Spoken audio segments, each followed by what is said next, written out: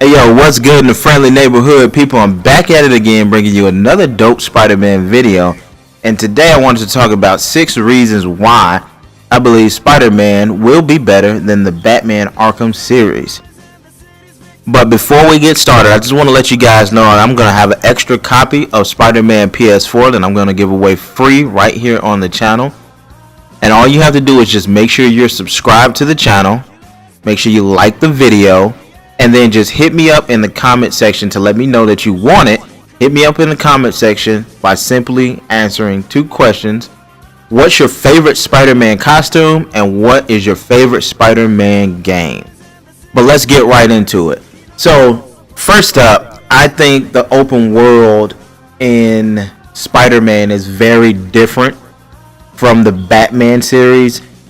It's bigger and it's busier. You have more civilians to interact with. The civilians react in different ways to both Spidey and the events that's going on in the city. Like Spider-Man could be walking down the street and he can high five somebody.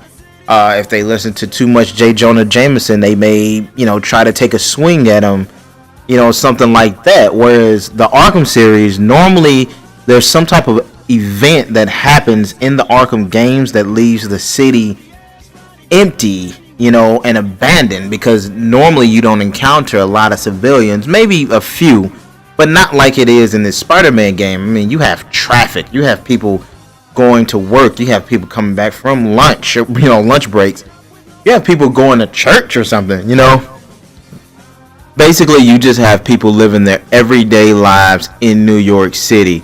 And just Spider-Man just so happened to exist and be here. Don't get me wrong, the Arkham series has some pretty big maps. The Arkham Knight map, I want to say, was the biggest map that they had. But in comparison to this Spider-Man game, it's small. You get all of New York, not including all the landmarks, like Avengers Tower and everything. That's pretty cool. Moving on to reason number 2. Now, if you know me, you know graphics matter to me. And all of the Arkham games look great. Arkham Knight was a graphical beast and a masterpiece. It still looks great to this day, honestly. But unfortunately, Spider-Man is coming out in the later years of the PlayStation's life cycle. And it has the benefit of coming out when the PS4 Pro exists. Not to mention, it's coming out as a console exclusive. I mean, when you don't have to make it on 2 different systems that harness 2 different types of power, it makes it a little easier to just concentrate on what this system can do and do it to the best of its ability. So yeah, Spider-Man has Arkham beat at this point with that. So moving on to reason number 3, open world traversal. The Arkham series had initially had one way to traverse the city, and that was gliding, at least until we got the Arkham Knight game, and then they introduced the Batmobile, and then now you're racing through the streets, as well as using your, it can transform into a tank, and that was pretty cool, I won't lie. But nothing beats web swinging. Back in Spider-Man 2, it was calming, it was relaxing, it was fun, and it was enjoyable. And this game seems like it has all that and more. Not only that, I would be a fool not to mention you can actually fast travel in this Spider-Man game. And I know you're probably like, that doesn't beat out Batmobile. And in a way, it doesn't. But Spider-Man does it in his own unique way. The fact that he doesn't change into Peter Parker, he just gets on the train as Spider-Man. He gets on the train as Spider-Man. And it's just funny seeing how some people don't care. Some people may care. Some people, treat him like a normal person. It was like he was on a cell phone and the guy just, kind of passed out on the train and just laid on his shoulder. That makes the game so much more, going back to being alive in an open world. It was dope. So, yeah, that has Arkham beat. Moving on to reason number 4, combat. So combat in the Arkham series has always been A1. But in some Spider-Man games, it's been hit or miss. But the good thing about combat now in this game is that it is similar to the Arkham series, but it's not the same. Batman is more of a bone breaker and a counter specialist, right? Spider-Man is more of a dodger, and he naturally uses the environment, as well as he is a hard hitter himself. You know what I mean? Spider-Man hits pretty hard when he wants to.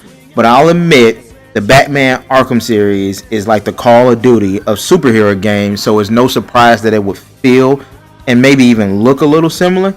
But yeah, Spider-Man has him beat because he has like a unique way, that acrobatic feel to it.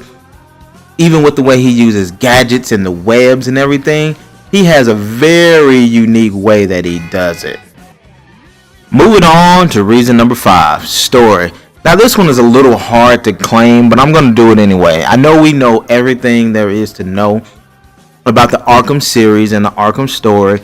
But just looking at the Spider-Man game, I think they recently just did a story trailer, and it just kind of shows that the city is being sieged ever since Spider-Man took down Kingpin, and there's been a power vacuum, and now it seems that the power vacuum is being filled by either Harry Osborn, since he's becoming mayor, or the Sinister Six with Mr. Negative.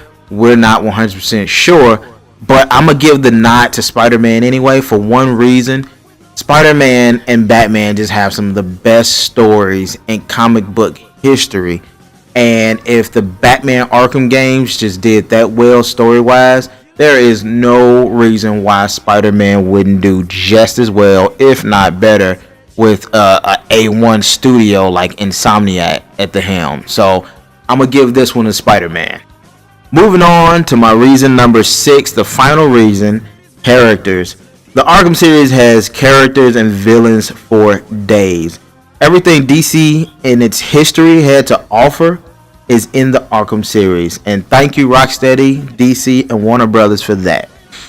But Spider-Man PS4 looks primed to do the exact same thing. I mean, you have iconic characters like Mary Jane, Aunt May, Miles Morales, J. Jonah Jameson. When I first heard that trailer with JJ's voice in it, I was like, yes. And then you have iconic villains like Sinister Six, Kingpin, Mr. Negative, Harry Osborn. Who knows if Green Goblin is in there? Who knows if Venom is in there? But we do have like characters like Scorpion, Rhino, Electro. That's pretty cool. So I'm gonna have to give the nod to Spider-Man for the same reasons, because just like Batman has some of the best villains and best stories. So does Spider-Man. Batman and Spider-Man are neck and neck for villains and stories and characters. So if Rocksteady and the Arkham series can do it, then Insomniac and Spider-Man can do it. But anyway, guys, that's the end of the video. I just wanted to let that be known that I feel like this is going to be a better game than the Arkham series. But anyway, guys, hit me up in the comment section below. Do you think this game is actually going to beat out the Arkham series? Or do you think it's going to fall short, it's too much hype, and it's not going to be good? Let me know in the comment section below. And if you're new to the channel, make sure you subscribe, hit that like button, and holla at your boy. I'm out of here, people. Peace.